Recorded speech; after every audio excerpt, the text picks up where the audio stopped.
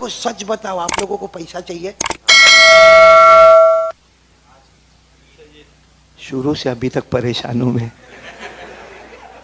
किस किस को चाहिए? दोनों हाथ ऊपर करके बोले और हलाल हलाल, वो ब्याज वाला नहीं, हलाल एकदम। दोनों हाथ ऊपर करो, बोलो हलाल, और वो भी छप्पर फाड़ के। चाहिए ना?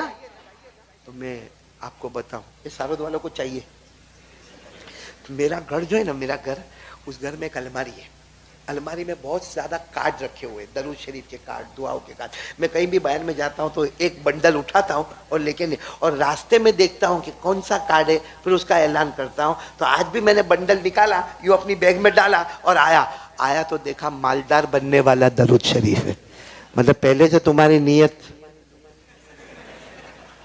और बेचारे किरात वाले को कुछ नहीं दिया, नज़म पढ़ने वाले को कुछ नहीं दिया। ऐसा मत करो भाई। हाँ, तो मैं जो दरूद आपको बता रहा हूँ ना, वो हजरत अबू सईद खुदरी, बोलो कौन? वो अल्लाह के रसूल सल्लल्लाहु अलैहि वसल्लम के पास आए और कहा, अल्लाह के रसूल खाना नहीं पीना, वो जो गरीबी थी, उनको क्या था कि अल्लाह के रसूल कुछ ना कुछ देंगे, और हमारे नबी से बढ़कर सखी दाता कोई। लेकिन हमारे नबी ने दरूद शरीफ दिया और कहा, तुम भी पढ़ो, तुम्हारी बीवी बच्चों को भी कहो कि पढ़े। हम होते तो कहते, मैं तो जो लेने के लिए आया था वो तो मिला नहीं, लेकिन वो पक्के थे। हजरत अबू सईद खुदरी गए, पढ़े, बीवी पढ़ी, बच्चे। कुछ दिन के बाद हमारे नबी वहां से गुजरे तो देखा माशाअल्लाह बड़ा घर, बड़ा खजूर का बाग। तो हमारे नबी ने पूछा, अबू सईद तुम? तो कहा, वह कुछ दिन पहले तुम आए थे ना? कहा, मैं आया था। तो हमारे नबी ने कहा, इतना अच्छा, कहो आपने दरूद शरीफ दिया था। हमारे नबी ने कहा, कौन सा दरूद शरीफ? उन्होंने पढ़ के बताया। हमारे नबी ने फरमाया, अबू सईद तू अकेला नहीं, कयामत तक कोई भी पढ़ेगा, अल्लाह छप्पर फाड़ के उसे रोजी अता करेगा, हलाल रोजिया। कौन सा दरूद शरीफ?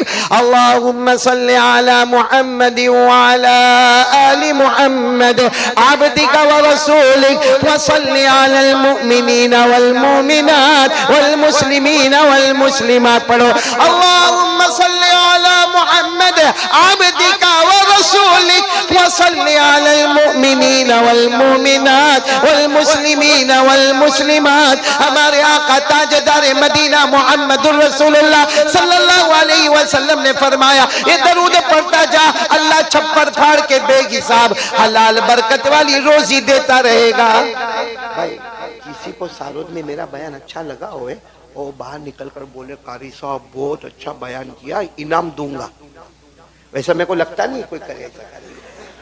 लेकिन कोई ऐसा बाहर निकल कर बोले, वाह कारी साहब क्या बयान किया, इनाम दूंगा, तो 5 रुपया तो नहीं देगा, 50 रुपया भी नहीं देगा, कम से कम 500 की पत्ती देगा।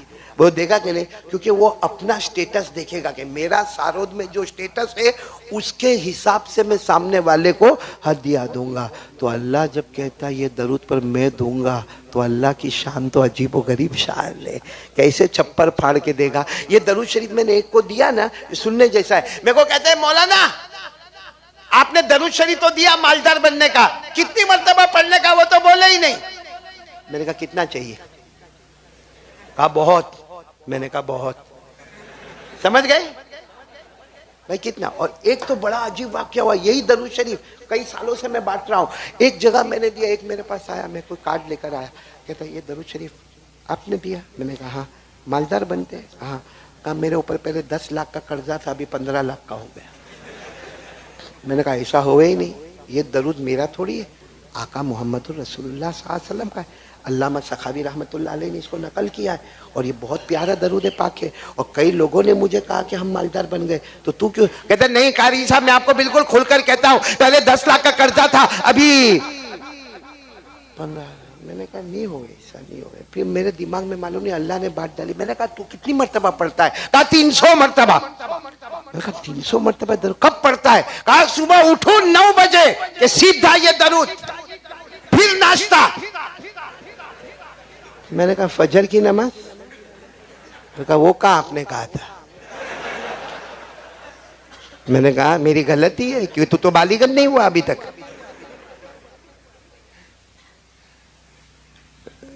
मैंने कहा अब 15 लाख नहीं, अब 20 लाख का इंतजार कर, क्योंकि दरूद पढ़ना वाजिब होगा, सुन्नत होगा, नफल होगा। और फजर की नमाज मैंने कहा फर्ज छोड़ दिया, फर्ज छोड़ दिया। और सुन्नत पे अमल कर रहा है और साथ में उम्मीद रखता है कि पैसा आवे। ये तो कैसा हो गया मालूम है, कैसा हो गया मालूम है कि कोई कुर्ता पहने पैजामा नहीं पहने, उसको क्या बोलेंगे? अक्ल वाला बोलेंगे। अरे उसको बोलेंगे ये नहीं पहना होता ना एक बार तो चल जाता, लेकिन कम से कम सतर तो छुपाया होता पहले फर्ज पे आने का। अरे बोलो पहले फर्ज पे आने का। और मैं तो सबको कहता हूँ सारोद वालों, नमाज पढ़ना, आवाज नहीं आ रही, नमाज पढ़ना कैसे पढ़ने का? खड़े होकर।